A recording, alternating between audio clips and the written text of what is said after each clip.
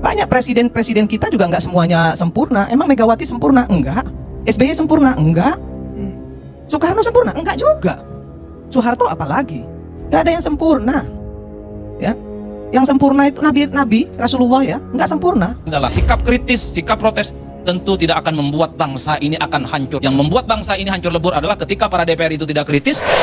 Assalamualaikum guys, berjumpa lagi di channel Jurnal Terupdate. Oke guys, ini benar-benar kebablasan demi membela Pak Jokowi. Irma Suryani nekat catat nama Nabi Muhammad SAW guys. Ya, tak perlu berlama-lama, untuk lebih jelasnya langsung saja kita simak bersama-sama video ini guys. Bismillah. Apa namanya, negara ini 2 periode itu luar biasa. Terus kalau tadi Haris bilang soal demokrasi di era Jokowi, kalau menurut saya demokrasi di era Jokowi itu malah kebablasan. Kenapa saya bilang kebablasan? Rocky Gerung bisa mengatain bajingan tolol sama presiden. Kemudian Faisal Assegaf bisa ngomongin presiden macem-macem. Ferry Amsari bisa bikin dirty provokator. Kemudian aduh, kalau dipidana zaman Soeharto lebih parah lagi.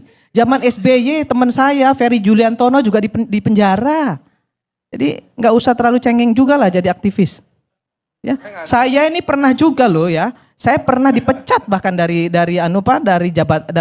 posisi saya di Pelindo. Pernah dipecat saya karena saya demo. Tapi saya nggak mau cengeng, cemen. Itu yang kedua. Ntar dulu, sabarlah.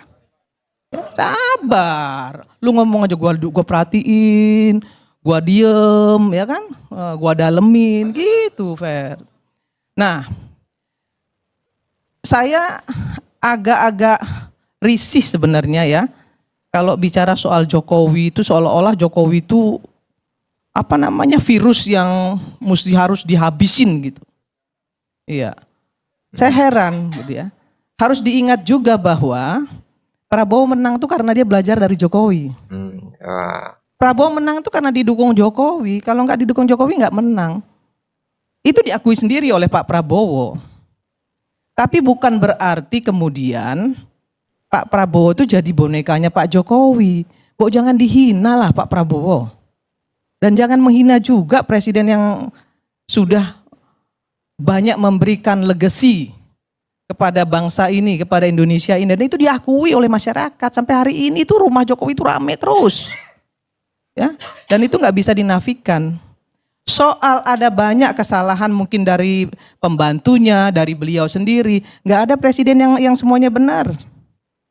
Trump itu apa nggak brengseknya luar biasa.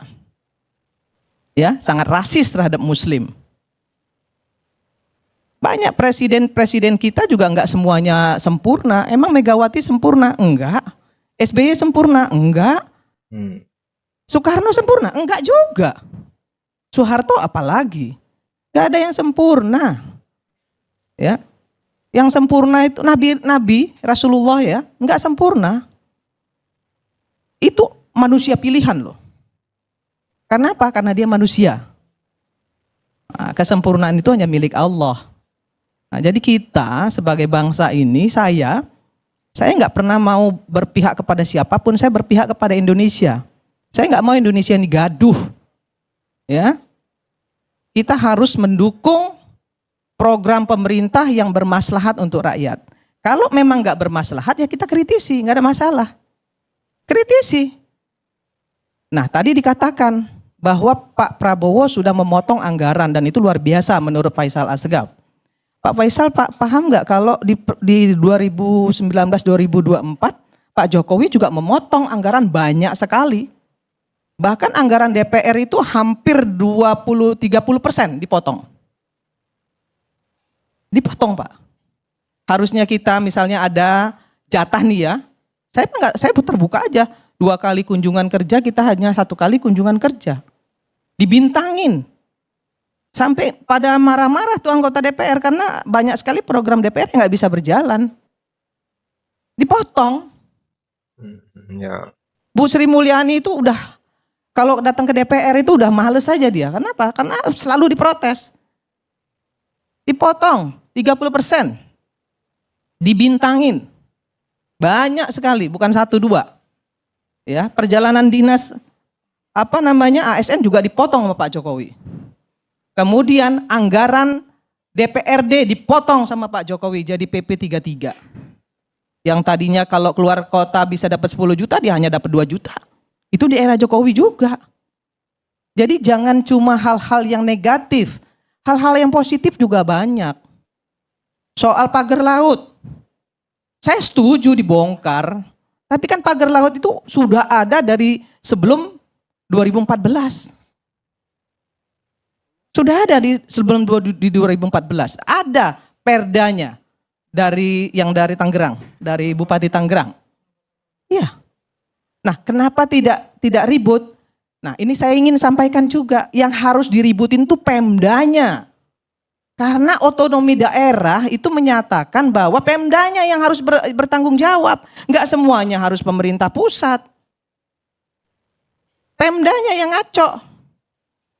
Ya Pemdanya yang dimintai pertanggungjawaban. Pemda kita nih sekarang nih selama ini harus tahu juga nih ya semua masyarakat dan teman-teman semua di sini. Dari 37 provinsi, hanya 7 provinsi yang mandiri. Yang lainnya semuanya masih subsidi.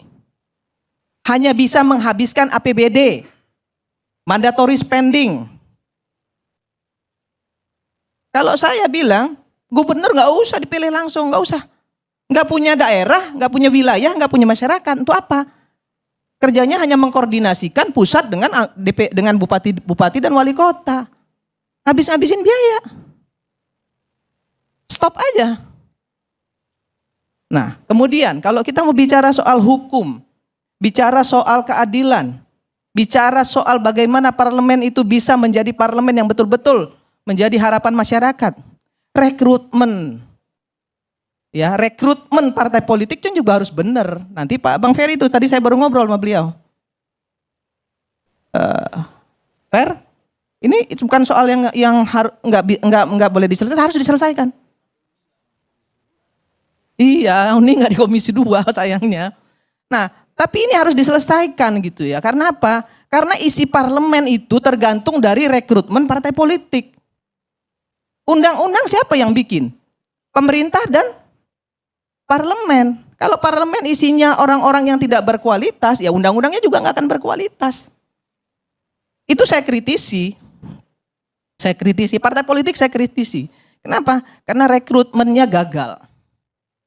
Banyak teman-teman yang di DPR, yang ada juga loh, kalau mau tahu saya kasih tahu. Yang 1 tahun itu datang cuma 5 kali, ada. Tapi tidak ada yang namanya punishment dari partai politiknya. Nah ini yang rusak. Nah ini kan kita juga harus beresin.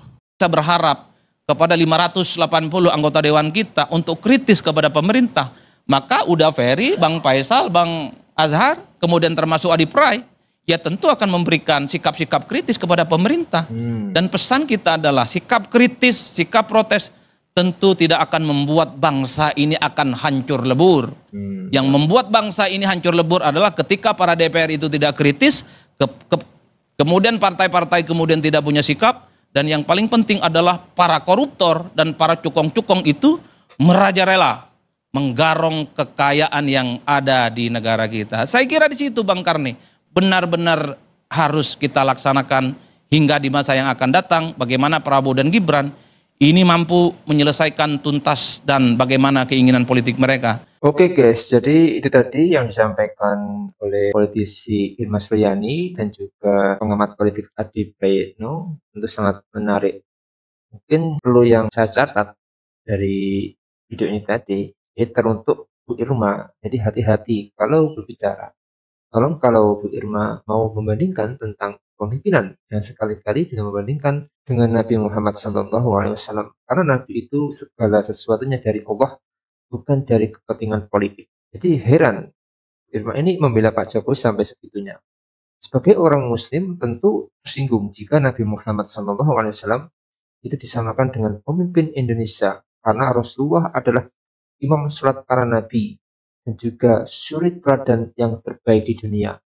Selain itu, Nabi Muhammad SAW itu juga manusia nomor 1 di muka bumi. Ini dari 100 tokoh dunia di dalam buku yang berjudul 100 peringkat orang paling berpengaruh dalam sejarah. Tentu ini sangat luar biasa. Jadi buat Bu Irma, mending dengerin argumentasi dari Bang Adi Praetno. Ini mantap. Senang mendengarkan pencerahan dari Bung Adi Praetno. Jadi mungkin itu yang bisa saya jelaskan untuk video kali ini. Bagaimana menurut kalian soal video ini? Tulis komentarnya di bawah ini ya guys. Saya izin pamit dulu. Wassalamualaikum warahmatullahi wabarakatuh.